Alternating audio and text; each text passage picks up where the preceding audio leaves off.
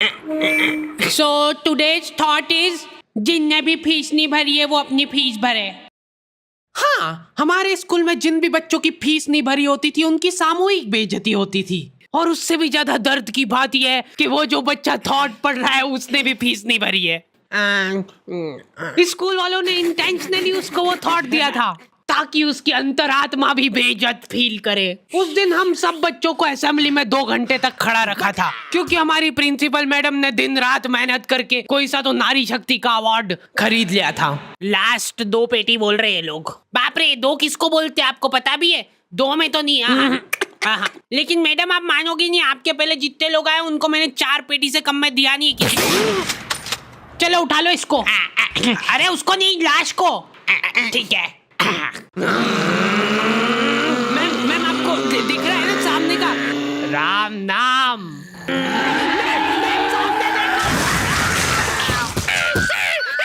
उस दिन हमारे स्कूल में अवार्ड के सेलिब्रेशन के लिए अलग तैयारियां चल रही थी। तो और मतलब पढ़ाई लिखाई कैसी चल रही है अपने फिर? हैं कुछ हेल्प वगैरह लगेगी क्या? अरे मैम का स्केच। हाँ, हार्डी को बोला तो था। मैं स्कूल में स्केचेस का धंधा करता था, 100 रुपए प्रति स्केच और लड़कियों का फ्री में। मैंने एक बार चमेली का स्केच बनाया था। उसने बनाने का बोला नहीं था, मैं खुद से बना के ले गया था। वो देख के वो एकदम इम्प्रेस हो गई और उसने जाके अपने बंदे को दिखा दिया। ये देखो हार्डी ने बनाया, कितना अच्छा बनाया यार, हूबहू लग रही हूँ मैं एकदम। उसका बंदा राजेश और उसके साथ 2-4 लौंडे लपाड़े और। बहुत स्केच बनाना आ रहे थे को आजकल, हमारा भी बना दे कभी। अरे भाई पर हुआ क्या?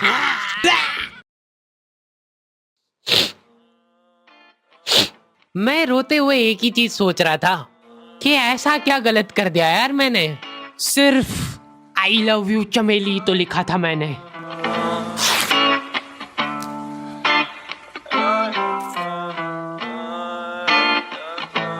नाम तेरा है ही क्या मुझको तो खबर नहीं, गलतियां ये सारी उन रातों की है। जिंदगी तो चल रही मैं मगर थमा हुआ, शायरी ये सारी मेरी बातों की है। नाम तेरा है ही क्या मुझको तो खबर नहीं, गलतियां ये सारी उन रातों की है। जिंदगी तो चल रही मैं मगर थमा हुआ, शायरी ये सारी मेरी बातों की है।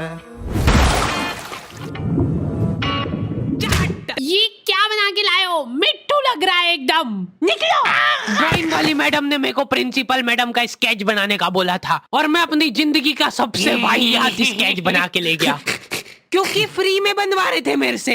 मैम अब फ्री में तो ऐसा ही मिले। असेंबली ग्राउंड में सारे कैदियों को हाइट वाइज खड़ा करा जाता था और जो भी बच्चा प्रेयर के बीच में आंखें खोलता था या हिलाडुली करता था, पसीना पोंछ रहा था वो बेचारा। प्रेयर खत्म होने के बाद हमारे आसपास लाशें पड़ी होती थी। असेंबली से क्लास तक का फासला बहुत कठिन होता था कुछ बच्चों के लिए। ओए रोक इधर, तेल क्यों नहीं डाला? सर वो मेरे घर पे जो कोई भी तेल लगा के नहीं आता था उसको घसीट के काल कोठरी में फेंक देते थे लोग और वहीं पे 25 लीटर वाली सोयाबीन तेल की केन उसके ऊपर ढोल देते थे। सर मैं कल डाल के। बेचारे बच्चे फिर भी जैसे तैसे अपने क्लासरूम तक पहुंच रहे हैं और वहां पे टीचर के आते पता ही नहीं है। उनकी अलग मीटिंगें चल रही है ऑफिस में।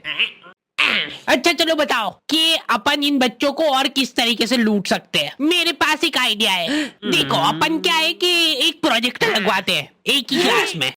कैदियों को क्लास में कोई संभालने वाला नहीं होता है तो ये अपने जंगली पने पे उतर ही आते हैं। मैं कह रहा हूँ लोहे की स्केल से बेंचे रगड़ रहे हैं, मिस्त्री फेल हो जाए इनके सामने, ऐसा फिनिशिंग वाला काम करते थे।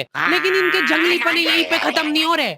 2 लौंडे उठे और उन्होंने उनकी बेंच उठा के खिड़की से बाहर फेंक दी। अब उनको देख के बाकी बच्चे भी क्लास का सारा सामान उठा के खिड़की से बाहर फेंक रहे। और क्यों कर रहे हैं ये सब वो इनको खुद को नहीं पता है। मैम शायद बाहर छोड़ो, इधर ध्यान दो ना आप।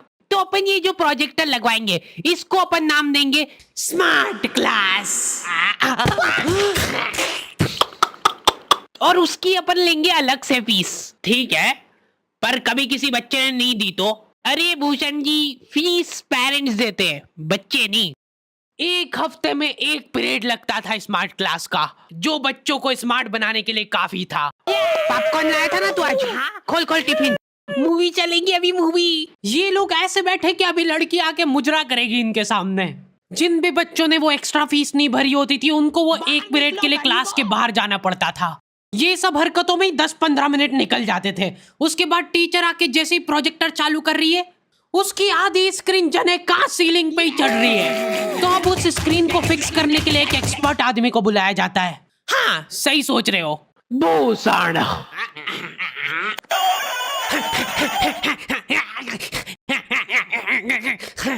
जो बेंच पे चढ़ के उस स्क्रीन को सेट करता है। यस। और जैसे ही प्रोजेक्टर चालू होता था पीरियड ही ओवर हो जाता था। और जो गरीब बच्चे बाहर खड़े थे उनमें से गलती से एक ने क्लासरूम में झांक लिया। क्या देखा तूने? है क्या देखा? मैम कुछ नहीं, बस एक लाइट जलती हुई दिख रही थी मेरे को। 10 रुपए लगेंगे तूने जो 1 सेकंड देखा है उसके। ये सुविधा के कारण हमारे स्कूल के बच्चे इतना स्मार्ट बन गए थे ना। एक बार एक बच्चे को गुस्सा आया तो वो प्रोजेक्टर की डिस्प्ले केबल उखाड़ के ले गया घर। और अफसोस उस दिन के बाद कोई भी बच्चा स्मार्ट नहीं बन पाया।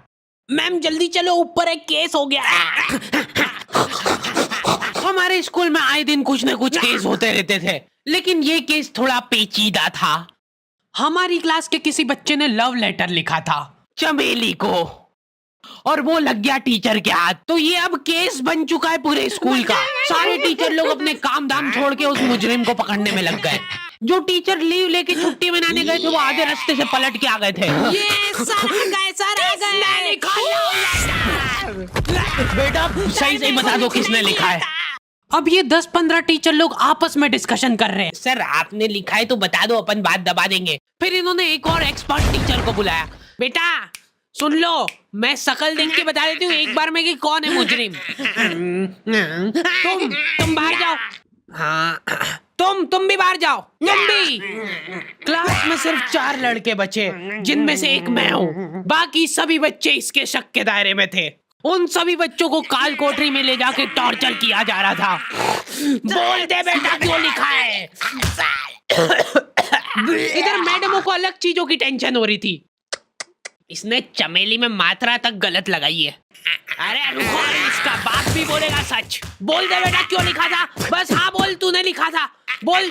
सर हाँ सर मैंने हाँ नहीं लिखा। सर हमने नहीं लिखा। चुप।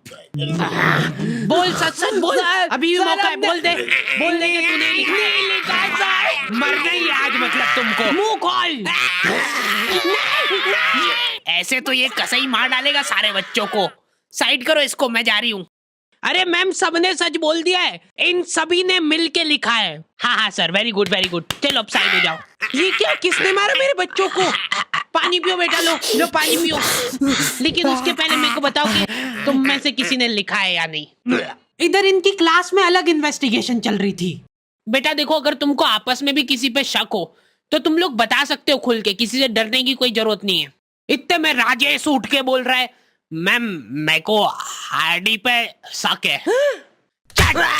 तो पहले क्यों नहीं बताया? उसके बाद ये लोग मेरे को ही पकड़ के ले गए। अभी देखो मेरी शक्ल पता है थोड़ी सी ऐसी भोली टाइप है, तो मेरे को बचपन से ही उस चीज का एडवांटेज मिला है। जैसे किसी बच्चे से लड़ाई हो गई, सर इसने ही मारा है मेरे बच्चे को। नहीं ये नहीं मार सकता यार, इसको जरूर किसी ने फंसाया है।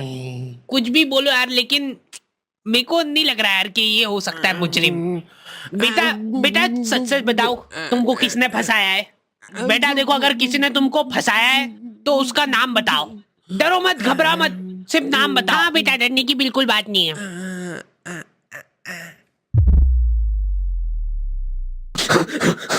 राजेश कौन है? सर मैं। बस उसी दिन राजेश मेरे को आखिरी बार दिखा था,